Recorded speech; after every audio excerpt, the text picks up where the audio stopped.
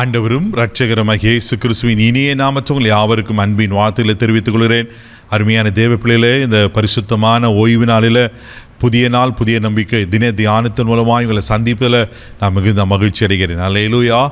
இன்றைக்கு கூட கர்த்தர் நமக்கு கொடுக்குற ஆலோசனை என்ன? ஒவ்வொரு ஓய்வு நாளிலும் அநேக ஆலோசனைகளை கர்த்தர் கொடுத்து கொண்டிருக்கிறார். இன்றைக்கி கர்த்தர் கொடுக்குற ஆலோசனை என்ன?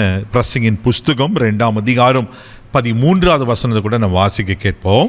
இருளை பார்க்கிலும் வெளிச்சம் எவ்வளவு உத்தமமோ அவ்வளவாய் மதீனத்தை பார்க்கிலும் ஞானம் உத்தமம் என்று கண்டேன். பாருங்க, எவ்வளவு அழகா இங்க சாலமோன் ஞானி சொல்லுகிறார். இருளை பார்க்கிலும் வெளிச்சம் எவ்வளவு உத்தமமோ அவ்வளவாய் மதீனத்தை பார்க்கல ஞானம் உத்தமம் என்று கண்டேன். பெரிய ஞானி இவர் கண்டுபிடிச்சது ஒரு காரியம். ஆமென். ஞானம் எவ்வளவு முக்கியமானது என்று இங்கே ரொம்ப அதுக்கு ஒரு உதாரணத்தை சொல்கிறாரு. இருளை பார்க்கல வெளிச்சம் எவ்வளோ உத்தமம், வெளிச்சம் எவ்வளோ முக்கியம். அதனால தான் இந்த உலகம் உருவாக்கப்படுவதற்கு முன்பாக ஆண்டவர் சிருஷ்டிக்கும் போது வெறுமையும் இருளுமாய் ஒழுங்கின்மையாக இருந்த உலகத்தை ஆண்டவர் வெளிச்சம் உண்டாக கட்டப்படுதுன்னு சொன்னார். இருளையும் வெளிச்சத்தை வெவ்வேறாக பிரிச்சுட்டார். வெளிச்சம் உண்டானதால் இருளான உலகத்தில் வெளிச்சத்தை கொடுத்தார் அல்லவா? தேவப்பிள்ளையில் நம்முடைய வாழ்க்கையில் கூட ஆண்டவர் அந்த இருளில் இராதபடிக்கு நம்ம வெளிச்சத்துக்கு கொண்டு வந்திருக்கிறார் அல்லவா? தேவப்பிள்ளையில் அப்போ வெளிச்சம் எவ்வளோ முக்கியமோ அதே போல் இங்கே ஞானம் அவசியம் என்று இங்கே சொல்லுகிறார்.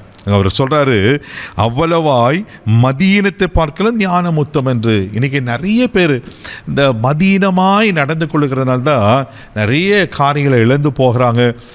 கணவன் மனைவிக்குள்ளே நிறைய சின்ன சின்ன மதீனத்தினால குடும்பங்கள் பிரிந்து போகிறது. பிள்ளைகளுடைய சின்ன சின்ன மதீனத்தினால தான் வாழ்க்கை இழந்து போகிறாங்க. எவ்வளோ பெரிய காரியங்களை தேவைப்படல. அப்போது ஞானம் மிக மிக அவசியமாக இருக்குது. ஆண்டவர் சொல்கிறாரு, ஞானம் யார்? அவர் தானே ஞானம். தேவப்பிள்ளைகள் கொலோசியர் 2:3 வாசிப்பீங்கன்னா அங்கே அவருக்குள்ள ஞானம் அறிவு என்ற பொக்கிஷெல்லாம் அடங்கி இருக்கிறதா வேதம் அழகாக சொல்லப்பட்டிருக்கிறது நாம் பார்க்கிறோம். அப்போ அவர் தான் ஞானமானவர். அப்போ ஆண்டவரை நம்ம அண்டிக் கொள்ளும்போது, கர்த்தருக்குள்ளே நம்ம இருக்கும்போது அவர் நம்மளுக்கு ஞானமாக இருக்கிறார். இந்த ஞானத்தை குறித்து அநேக ஆலோசனைகள் நம்ம கொடுக்கிறது. வேதத்தில் ஒரு காரியத்தை உங்களுக்கு காண்பிக்க விரும்புகிறேன். யோபுவின் புஸ்தகம் 28ஆம் அதிகாரம் 28ஆம் வசனத்தை வாசிப்பீங்கன்னா இப்படியா சொல்லப்பட்டிருக்கு. வாசிக்க கேட்போம். மனுஷனை நோக்கி, இதோ ஆண்டவருக்கு பயப்படுவதே ஞானம், பொல்லாப்பை விட்டு விலகுவதே புத்தி என்று சொன்னேன். பாருங்களேன், ஆண்டவருக்கு பயப்படுவதே ஞானமா, பொல்லாப்பை விட்டு விலகுவது புத்தி. அப்போ ஆண்டவருக்கு பயப்படுகிற பயம் இருக்குமானா நாம் ஞானத்தை பெற்றுக்கொண்டு இருக்கிறோம். அல்லேலூயா. இன்னைக்கு அந்த ஆண்டவருக்கு பயப்படுகிற பயம் இல்லாதனால தானே இன்னைக்கு நிறைய பேர் துணிகரமான காரியத்தை செய்கிறாங்க. கர்த்தருக்கு பயப்படுதலே ஞானத்தின் ஆறும் என்று நீதிமன்றம் 1:7 வாசிக்கிறோமே. தேவப்பிள்ளையில் இன்னைக்கு அந்த ஞானத்தை நீங்கள் நான் பெற்றுக்கொள்ளணும்.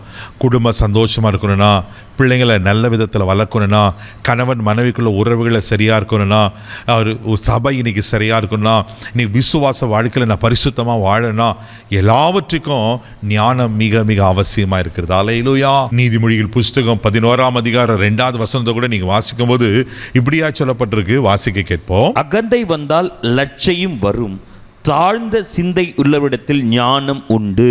ஆமென். தாழ்ந்த சிந்தையுள்ளோடத்துல ஞானம் உண்டா? நமக்குள்ள அந்த தாழ்ந்த சிந்தை அப்படின்னா தாழ்மை குணம் இருக்கணும். இயேசு மரண பரியந்தம் தாழ்த்தினார் அல்லவா?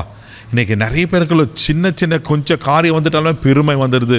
மேற்றுமைகளுக்கு கர்த்தர் எதிர்த்து இருக்கிறார். தேவப்பிள்ளையில் இன்றைக்கி தாழ்ந்த சிந்தை இல்லாதனால தான் இன்றைக்கி நிறைய பேர் ஞானம் இல்லாமல் நடந்து கொள்வதை பார்க்குறோம். பிரசங்கி 7:12 வாசிப்பீங்கன்னா ஞானம் உடையவர்களுக்கு ஜீவன் உண்டு என்று சொல்லப்பட்டிருக்கு. அப்போது ஞானமே ஒரு ஜீவனாக இருக்கிறது. தேவப்பிள்ளையில் இன்றைக்கி கர்த்தர் நமக்கு கொடுக்குற ஆலோசனை என்னென்னா, ஞானத்தை பெற்றுக்கொள்ளுங்க. அப்போ ஞானத்தை நான் பெற்றுக்கொள்ளலாம். கர்த்தருக்கு பயப்படுகிற பயம் அவசியம், தாழ்ந்து சிந்தை அவசியம். அப்போ ஞானமாய் நடந்து கொள்ளும்போது தான் என் வாழ்க்கையில் ஆசீர்வாதம் இருக்கும், சமாதானம் இருக்கும். ஆமென். நான் ஒரு சாட்சியுள்ள வாழ்க்கையை வாழ முடியும். இந்த சொற்ப மதியம் என்ன பண்ணனாக்கா என் வாழ்க்கை கெடுத்துரும். இன்றைக்கி நம்ம ஞானத்தை பெற்றுக்கொள்வோம். அவரே ஞானமாக இருக்கிறார். கண்களை மூடி நம்ம ஜெபிக்கலாம். அன்பு தகப்பனே, உமக்கு நன்றி சொல்லி துதிக்கிறோம், சோத்திரப்பா. அவருக்குள்ள ஞானம் அறிவு என்ற பொக்கிஷெல்லாம் அடங்கியிருக்குன்னு சொன்ன போல் உங்கள் தேவ ஞானத்தால் எங்களை நிரப்புவீராக நாங்கள் ஜெபம் பண்ணப்பா. தாழ்ந்த சிந்தையை தாங்கப்பா. ஆண்டவரே, உமக்கு பயப்படுகிற பயத்தை தாங்கப்பா. உமக்கு நன்றி ஆண்டவரே. நாங்கள் எல்லாவற்றையும் ஞானமாய் நடந்து கொள்ள, ஞானமாய் வாழ உதவி செய்யும்படியாக ஜெபிக்கிறோம். இந்த நாள் முழுதும் கரம்பிடித்து நடத்தும், பாதுகாத்துகிறோம், கிருபை ஒப்பு கொடுக்கிறோம். இயேசுவின் மூலம் ஜெபக்கிறோம் பிதாவே, ஆமென். அவரே ஞானமானவர். தைரியமாக போங்க. God bless you.